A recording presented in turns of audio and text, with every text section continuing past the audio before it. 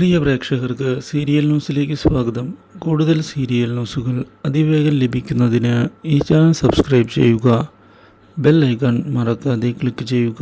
Video ഇഷ്ടമായി എങ്കിൽ like ചെയ്യാൻ മറക്കരുത്.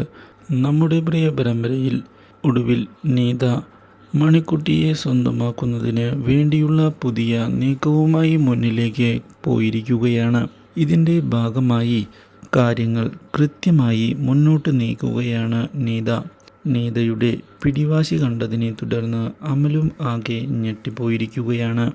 എങ്ങനെയാണ് നീതയെ പറഞ്ഞു മനസ്സിലാക്കുക എന്നറിയാതെ അമലാകെ പെട്ടുപോവുകയും ചെയ്യുന്നു. ഇതേ തുടർന്ന് മണിക്കുട്ടിയെ തേടിക്കൊണ്ട് എത്തിയിരിക്കുകയാണ് നീത.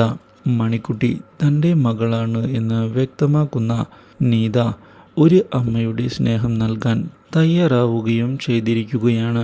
പക്ഷേ ഇതെല്ലാം കാണുന്ന നമ്മുടെ കൃഷ്ണ അത് എതിർത്തുകൊണ്ട് മുന്നിലേക്ക് വരികയും ചെയ്യുന്നു.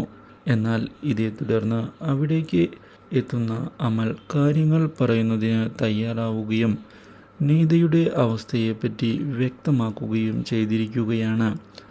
ഈ കാര്യം ഇതേ തുടർന്ന് കേൾക്കാൻ ഇടയാകുന്ന കാവ്യ തൽക്കാലത്തേക്ക് മണിക്കുട്ടിയെ നീത കണ്ടുകൊള്ളട്ടെ എന്ന് പറഞ്ഞിരിക്കുകയാണ് കൃഷ്ണയോട്.